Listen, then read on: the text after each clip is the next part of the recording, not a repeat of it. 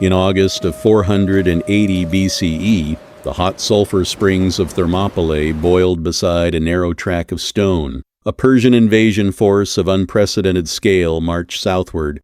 They were commanded by King Xerxes, a monarch intent on punishing Athens and bringing the fractured Greek peninsula to heel. To reach the heart of Greece, this massive army had to squeeze through the Malian Gulf's coastal pass. This pass was known as the Hot Gates. At its narrowest point, the path was barely wide enough for 2 chariots to pass abreast. It was a natural fortress of sheer cliffs falling away into the churning sea. Recognizing the geographic advantage, a desperate coalition of Greek city-states scrambled to mount a forward defense. Leading this coalition was King Leonidas of Sparta. He marched north with a small vanguard, severely restricted by religious festivals that kept the main Spartan army at home. He did not bring thousands of Spartan warriors.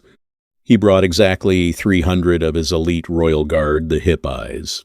Every man chosen for this mission already had a living son to carry on his bloodline. This was a grim acknowledgement of the danger ahead. They were not alone. Joining the Spartans were approximately 7,000 allied Greeks. These included Arcadians, Corinthians, Thespians, and Phocians. Together, they fortified an old Phocian wall spanning the narrowest stretch of the pass. They rebuilt the crumbling stones and waited in the sweltering heat of late summer. Across the plains of Trachis, the Persian host arrived and made camp. Their campfires stretched to the horizon like a fallen galaxy. Ancient sources claimed millions of men, though modern historians estimate a more grounded figure of 1 to 300,000. Even at the lowest estimates, the Persian numerical advantage was absolute. Xerxes waited 4 days. He expected the mere sight of his vast army to scatter the frightened Greeks. He sent a scout on horseback to observe the enemy lines. The rider returned with a baffling report. The Spartans were calmly exercising outside the wall and combing their long hair.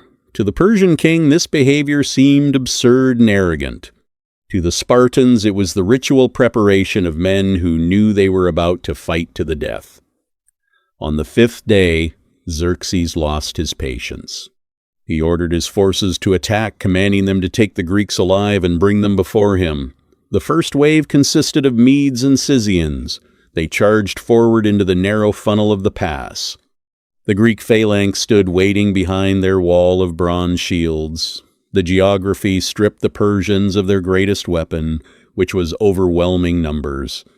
In this confined space, only a fraction of the army could engage at one time. The heavy bronze armor and long ashwood spears of the Greeks proved devastatingly superior against the lighter wicker shields and shorter spears of the Eastern infantry. The Greeks fought in a tight, disciplined formation. When the front ranks tired, they seamlessly rotated fresh men into the line. They employed calculated feints, turning their backs and pretending to flee in panic. As the Medes broke ranks to pursue them, the Spartans would pivot in unison. They formed a solid wall of bronze and slaughtered their disorganized pursuers. For an entire day, the slaughter continued unabated until the pass was choked with the dead.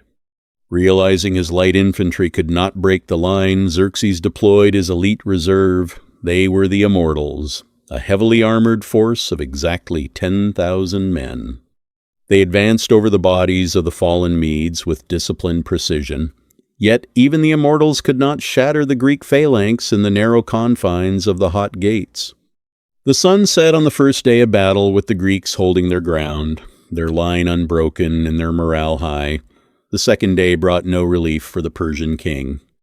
Xerxes watched from a golden throne on the hillside as wave after wave of his infantry was repulsed. The Greek coalition fought in relays, ensuring that no single contingent bore the brunt of the exhaustion. The death toll for the invaders was staggering. While the Greek casualties remained remarkably light, the narrow pass functioned perfectly, acting as a meat grinder that nullified the Persian advantage. Xerxes was deeply troubled. His army required massive amounts of food and water, resources that the surrounding countryside could not sustain for a protracted siege. He needed a swift victory, but the Spartans and their allies seemed immovable. As dusk approached on the second day, the situation seemed entirely hopeless for the Persian command. The invincible Persian war machine had been halted by a wall of bronze and a geographical bottleneck, but as the fighting ceased for the night, a local Greek named Ephialtes entered the Persian camp. He sought an audience with the king, carrying a secret that would turn the tide of the ancient world. Ephialtes, a local shepherd, revealed the Anopeia path, a treacherous goat track winding through the mountains behind the Greek position. For the promise of immense wealth, he agreed to guide the Persian elite under the cover of darkness. Hydarnes led 10,000 immortals along this narrow trail. The Phocian allies stationed to guard the path were caught by surprise at dawn on the third day. Outnumbered and poorly positioned, they withdrew to a nearby hilltop, mistakenly believing the Persians intended to engage them. The immortals simply bypassed them and continued their descent toward the rear of the main Greek force. Greek scouts raced down the mountain with news of the betrayal. Leonidas convened a council of war as the reality of encirclement set in. Knowing the pass was lost, Leonidas ordered the bulk of the allied Greek army to withdraw south to fight another day. He, along with his 300 Spartans, vowed to remain and fulfill their duty. 700 Thespians, led by Demophilus, refused to abandon the Spartans, choosing certain death over retreat. 400 Thebans were also retained, essentially as hostages, to ensure their city's loyalty. As the sun rose on the final day, Leonidas led his remaining force outside the Phocian wall. They did not wait to be trapped, but attacked the advancing Persians with reckless fury. They drove the invaders back, pushing many into the sea or trampling them in the chaos. Leonidas fell early in the fighting, sparking a desperate battle over his body. The Spartans repulsed the Persians 4 times to recover their king.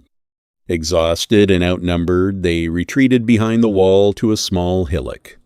There, surrounded by enemies on all sides, the surviving Spartans and Thespians fought with broken spears, then swords, and finally with bare hands and teeth. Xerxes, unwilling to risk more men in close combat, ordered his archers to finish them. A continuous hail of arrows rained down until not a single Greek remained standing.